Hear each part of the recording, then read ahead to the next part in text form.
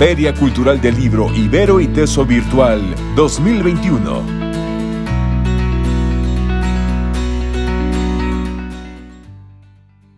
Buenas tardes, estamos aquí el profesor Amílcar Carpio Pérez y Jorge Mendoza, dos de los coordinadores del libro El 68 Mexicano, medio siglo de voces y memorias, que edita la Universidad Pedagógica Nacional. Recién apareció hace un par de meses. Estamos evidentemente contentos por ese tipo de publicaciones que auspicia nuestra universidad. Pareciera que son temas que no aborda esa institución, pero iremos hablando al respecto de ese tipo de temáticas, las publicaciones. Queremos primero agradecer a la Feria Cultural del Libro Ibero Iteso, esa feria virtual del 2021, que tiene como propósito dar a conocer obras recientes sobre diversas temáticas, y dadas las condiciones, pues no se hace de manera presencial. Y bueno, queremos extender este agradecimiento a quienes organizan esta feria, porque nos parece importante que se sigan realizando actividades en medio de esta adversidad llamada pandemia, y que vean que de alguna manera seguimos trabajando, seguimos en pie y las actividades continúan. Bueno, en esta ocasión vamos a hacer como una especie de conversatorio donde iremos preguntando y respondiendo 2 o 3 preguntas sobre el libro, ¿sí? Doctor Amílcar Carpio, ¿por qué otro libro del 68? ¿Por qué otro libro a 50 años de que ocurrió este gran movimiento y la matanza de Tlatelolco del 2 de octubre? ¿Qué nos Muy puede bien. decir al respecto? Yo creo que a la distancia, hablar del 68, sobre todo en México, parecería incluso un contrasentido. Pasaron 50 años y en varias universidades los investigadores abocaron a escribir sobre el 68. Un punto que tenemos que resaltar es que el 68 no se agota. El 68 se ha escrito sobre de él, pero todavía hay mucho que decir. Digamos que el 68 es de esos temas que en cada país es un parteaguas. Si bien el 68 fue un parteaguas a nivel mundial, para México el 68 fue un parteaguas en muchos sentidos.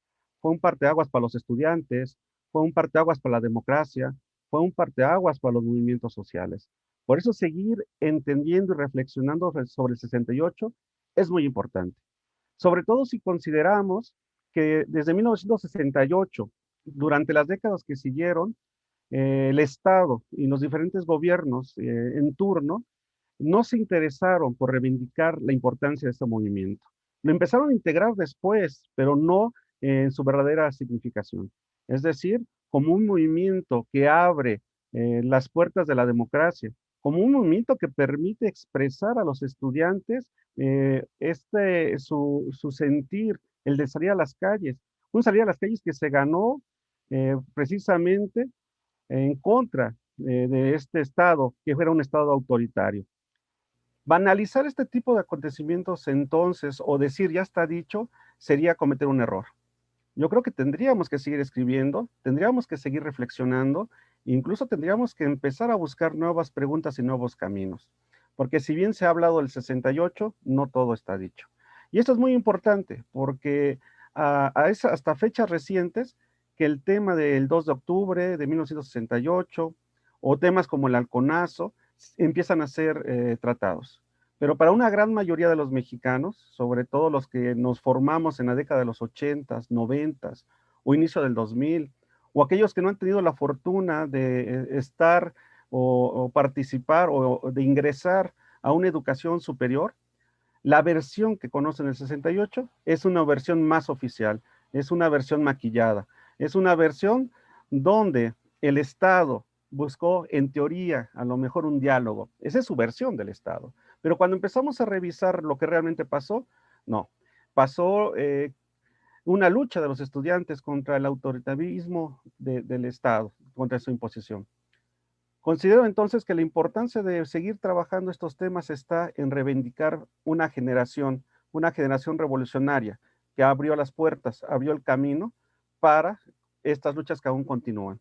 Gran parte de los movimientos sociales, de sus formas de organización que tenemos hoy, se lo debemos a esta generación que se expresó en el 68. Esa es su importancia, ahí radica la importancia de un libro del 68 que sale en el 2021. Su vigencia no se pierde y ni se perderá. Tenemos que mantener todavía este movimiento vigente para seguir reflexionando sobre estos temas. Bien. Continuando con esta presentación, me gustaría preguntarte entonces, ¿qué aporta esta obra? ¿Cuál es la estructura? ¿Cuáles las características que tienen los trabajos que conforman este libro? Bien, el libro, como comentaba, está editado por la Universidad Pedagógica Nacional, nuestra casa de estudios. Son casi 200 cuartillas las que integran este libro. Son 6 capítulos, donde se habla, por ejemplo, de la protesta radical y la violencia política dentro del propio movimiento, alrededor del movimiento, que escribe Gilles Escamilla. Gilles Escamilla tiene una formación en ciencia política y después en estudios latinoamericanos. Entonces, brinda una perspectiva desde distintas disciplinas: la ciencia política, la sociología, la historia, la psicología social. Estas ciencias sociales que evidentemente tienen miradas desde ángulos distintos sobre el mismo fenómeno. Hay un tema que a mí me parece especialmente relevante, que escribe Carlos Enrique Torres Monroy, que se llama Una cuestión tabú: jóvenes evangélicos mexicanos ante el movimiento estudiantil de 1968. Me parece interesante, no solo por la manera como lo va tratando, sino porque se habla, por ejemplo, de la participación de una ruta cristiana, ¿no? Teólogos de la liberación o partidarios de, o que están como alrededor de este tipo de ideas, que participan en la protesta, en los movimientos, pero los protestantes o los evangélicos pareciera como que están ausentes y están en medio de dos fuegos, ¿no? De la parte oficial de la Iglesia Católica, por un lado, y del movimiento, que los ve así como gente extraña, pero que tiene una participación en ese movimiento, y es lo que desarrolla Carlos Enrique Torres. Viene después el texto del doctor Amílcar, de Miedos, Olvidos y Silencios. Ahorita nos va a comentar él al respecto, cómo se trata en la prensa. Un trabajo de Rigoberto Reyes Sánchez, él es sociólogo y después tiene su doctorado en estudios latinoamericanos, evocaciones espectrales, prácticas artísticas recientes en torno al fantasma del 68 mexicano. Es decir, cómo se representa el 68 gráficamente, en términos literarios, en términos artísticos, cómo es que se nos da cuenta. Hay que recordar que nosotros, que no estuvimos en el 68, pero que nuestros padres de alguna manera tienen la idea del 68, cuando íbamos a alguna manifestación nos decían: tengan cuidado, no los vayan a reprimir, no los vayan a matar. Es decir, todo este fantasma que está alrededor de cómo se fue plasmando artísticamente. Y entonces es una visión desde otro ángulo que me parece que está aportando distintos elementos. Luego viene Creaciones Culturales en México, 50 años de la democracia en México, que escribe Manuel González Navarro y Salvador Arciga, de la UAM Iztapalapa, psicólogos sociales, y ahí nos van dando cuenta del impacto del 68 en estos 50 años, en distintos momentos de los cambios en este país, en términos culturales, en términos políticos, en términos sociales. Y es relevante esto porque el presente no lo podemos explicar sin ese tipo de movimientos. Es decir, no podemos explicar el cambio que se ha experimentado en el 2018 en este país, justo en los 50 años del 68, no lo podemos explicar sin este tipo de movimientos, y sobre todo porque este se ha convertido como una especie de canon. Entonces, recuperar lo necesario y ubicar cómo se ha ido plasmando o cómo ha ido impactando en distintos escenarios. Y cerramos el libro con un trabajo que yo escribo que se llama 2 de octubre no se olvida, memorias y representaciones del movimiento estudiantil de 68. Y aquí lo que hago es tratar de recuperar a 2 generaciones en términos de sus narrativas, cómo es que significa el movimiento del 68, quiénes participaron 50 años atrás en esta movida contestataria y jóvenes que actualmente van a las manifestaciones, a algún ciclo de conferencias, a la presentación de algún libro, que está representando para ellos este movimiento. Y aquí se da parte de la respuesta porque en el sentido de la crítica que se le ha realizado a estas generaciones actuales, donde se dice que no están comprometidos, que no hacen grandes actividades, que no están con las causas solidarias, y bueno, de repente vemos a estudiantes jóvenes de bachillerato, 18 años, de licenciatura, 22 años, marchando y reivindicando al movimiento, conmemorando. Y ellos lo dicen claramente, para no olvidar. Es decir, para tener presente de dónde provenimos y por qué es necesario continuar con ese tipo de protestas, pese a los riesgos que sabemos que están implicados en algunos momentos cuando el gobierno o el sistema es de corte autoritario. Y entonces aquí son dos generaciones que están presentes en términos narrativos y que dan cuenta de cómo están significando el movimiento estudiantil, y estos jóvenes evidentemente que son hijos de algunos de los participantes del 68 y otros llegaron por la propia formación que adquirieron en la universidad, en el Politécnico, en la UAM Iztapalapa, en la UPN, en otras universidades públicas, y que se sienten deseosos de reivindicar y ser parte de esta gran trayectoria de los movimientos estudiantiles. Ese es el panorama general del libro.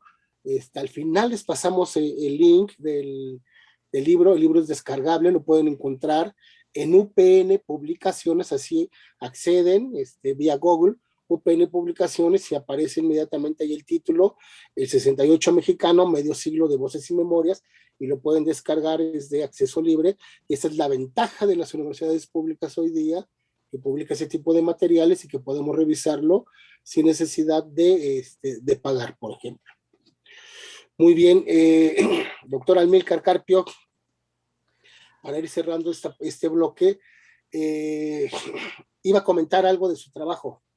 Sí, el trabajo se titula De medios, olvidos y silencios, la construcción de la imagen de los estudiantes y del 2 de octubre en el Sol de México, donde hago una revisión del periódico del Sol de México y la imagen que empieza a proyectar cada año alrededor de los estudiantes y de la marcha del 2 de octubre, esta conmemoración que hablas. Este trabajo parte precisamente de lo que ya mencionabas, profesor Jorge, sobre estos fantasmas que deja el 68. Para las generaciones que no nos tocó vivir el 68, nos tocó el bombardeo constante del Estado, de sus instituciones o de otras instituciones como los medios de comunicación, donde lo que buscaron fue generar ciertos miedos, generar ese fantasma que muchas veces manchaba las marchas, ese fantasma que todavía nos persigue y que nos da a veces esta imagen que sale en los medios de comunicación donde se criminaliza al joven. Si un joven se moviliza y participa en esta marcha es criminalizado, se le dice vago, hoy en día se le dice nini. Entonces es importante rastrear dónde surge esta imagen que trata de criminalizar al estudiante. Básicamente a mi generación nos tocó vivir esta parte. Cada que llegaba el 2 de octubre y se organizaba la marcha, a muchos jóvenes nos decían, no vayan. Es una marcha donde va a haber desmanes, donde van a ir a hacer pintas, donde van a ir a quemar, van a pelearse con la policía, donde van a participar porros. Y cuando uno empieza a rastrear el origen precisamente de esta imagen que se hace a los estudiantes, se ve que hay toda una maquinaria detrás, donde el Estado, donde empresarios, donde el periódico tiene una línea editorial, donde precisamente busca eso, generar el fantasma del miedo para que los estudiantes no participen. Entonces, básicamente el objetivo del trabajo que presento es rastrear el origen de este fantasma, que se ve reflejado en un periódico. Me hubiera gustado poderlo rastrear en todos los periódicos de circulación, pero es un trabajo muy demandante. Empecé con el periódico El Sol de México, donde se ve claramente esa línea donde se busca limpiar la imagen del gobierno, en este caso, en los años posteriores, sobre todo de Echeverría o de López Portillo, donde los presentan como presidentes que buscan un diálogo con los estudiantes, y por otra, las pocas marchas que se realizan o manifestaciones que se realizan desaparecen, no le dan o no tienen cabida en el periódico. Y algunos actos que hacen los estudiantes aparecen precisamente estas ideas de algunos porros, están haciendo pintas, se movilizan pseudo estudiantes, empieza precisamente la construcción de una imagen negativa de los estudiantes en la participación y conmemoración que envuelve el 2 de octubre cada año. Ese fue el objetivo del libro, del texto, perdón, y es lo que se presenta en este capítulo. Muy bien, y ya para cerrar, ¿cómo escribimos el movimiento del 68? Es decir, ¿en qué parte se incrusta? ¿Por qué trabajar esa temática? ¿Es solo el 68? ¿No hay más? 71, por ejemplo, es un proyecto más amplio. ¿A qué se le apuesta? A una memoria colectiva, a una mentalidad de mediano plazo. Es decir, ¿qué es lo que se intenta con este proyecto? ¿Es aislado, bien acompañado? ¿Qué nos puede decir al respecto? Lógicamente, el 68, como lo señalé, es la fecha que es el parteaguas, es una fecha paradigma, no solo para México, ¿no?, sino a nivel mundial. Es una fecha de ruptura. Dirían algunos historiadores que es una fecha que inaugura precisamente el cambio de mentalidad. Y lo podemos ver, es el inicio de un cambio de una mentalidad revolucionaria en los estudiantes. Eso precisamente es lo que hemos tratado de plasmar desde UPN con algunos proyectos que tenemos. Desde UPN estamos trabajando los movimientos sociales con el profesor Jorge Mendoza y con otros colegas, donde tratamos de ver precisamente que el movimiento del 68 no se queda en el 2 de octubre, no termina con Tlatelolco, sino que genera precisamente todo un cambio que se puede ver precisamente en otros movimientos. Tan es así que a unos pocos años después del 68 se puede también localizar cómo algunos de estos elementos de esta mentalidad revolucionaria se puede ver en el halconazo. Y tenemos por lo menos, también nos gustaría compartirles, presumir, que hay un libro que ya está también por publicarse, donde abordamos el tema del halconazo con esta óptica. Una óptica donde no lo vemos como un acto aislado, sino que es parte de un cambio de generación que se puede ir siguiendo.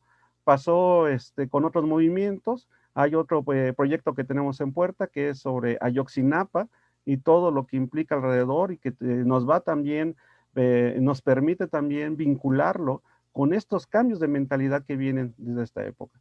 Por lo tanto, el 68 nosotros no estamos trabajando como un evento aislado, no es el 2 de octubre, no es Tlatelolco, es todo lo que generó y todo lo que sigue generando y que podemos seguir viendo en varios de los movimientos de jóvenes, prácticas, actitudes colectivas que podemos seguir viendo. El hecho de manifestarse, de hacer pancartas, de salir y conmemorar una marcha, son parte de estos cambios, de estas prácticas que nos dejó el 68. Pero creo que también usted, doctor Jorge, tiene algo que comentar al respecto para ampliar parte de este proyecto y de este enfoque que estamos trabajando. Sí, como mencionas bien, lo que hemos intentado hacer es ir reconstruyendo distintas protestas y represiones estudiantiles de la segunda mitad del siglo XX a la fecha. En este momento, ya acaba de señalar el doctor Almícar Carpio que hay una trilogía de publicaciones que están trabajándose. Está ya el del 68, en breve aparece el del 71, el halconazo, y estamos ya trabajando sobre los 43 desaparecidos de Ayotzinapa, que está dando vuelcos ahorita todavía con esta nueva investigación que afortunadamente se está realizando. Y bueno, lo que intentamos es reconstruir estos, digamos, pasajes o capítulos de la represión que han vivido las protestas estudiantiles, es decir, cómo de la inconformidad se salta la represión, por qué no se puede levantar la voz en un momento donde el Estado es totalitario o de corte totalitario, por qué tenemos que asistir a la presencia del ejército, a la presencia de la policía en la toma de planteles educativos en este país, sobre todo en la segunda mitad del siglo XX. Tener presente todo esto implica como esforzarse por reivindicar una propuesta en el sentido de que tenemos derecho a la disidencia, a la manifestación, y que eso en otros momentos ha costado vidas, ha costado sangre, ha costado desaparecidos incluso, y que no estamos dispuestos a seguir soportando este tipo de trato. Y que para eso se requiere levantar la voz, expresarlos, gritar, manifestarse y decir que no merecemos la represión, que lo único que estamos deseando son cambios, demandas democráticas, que se nos escuche, que se nos tome en consideración. No estamos planteando grandes cambios, sino lo mínimo que una sociedad de corte democrático, como se dice que es la que vivimos, pues se pongan en juego.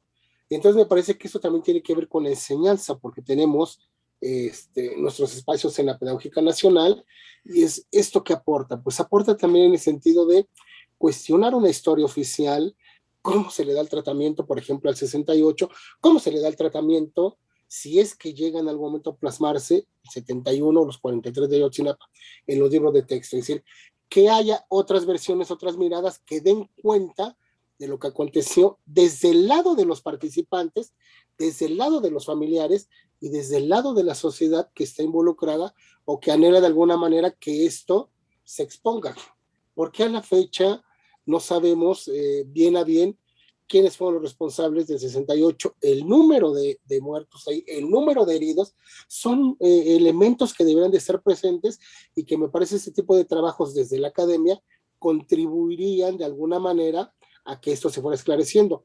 Y me parece que esa es una propuesta desde el ámbito del papel, de la pluma, de los escritorios, desde los cubículos universitarios, para ir forjando o contribuir de alguna manera a una cultura más abierta de acceso a la información y que nosotros sepamos de dónde provenimos. Ocultar esa parte del pasado, relegarla o negarla o aderezarla con discursos amables, no le ayuda a esta sociedad porque está escondiendo las tragedias y somos parte también producto de esas tragedias. Entonces me parece que este esfuerzo de un grupo de académicos que no solo está en la UPN, contribuye o intenta contribuir desde ahí al esclarecimiento de este pasado.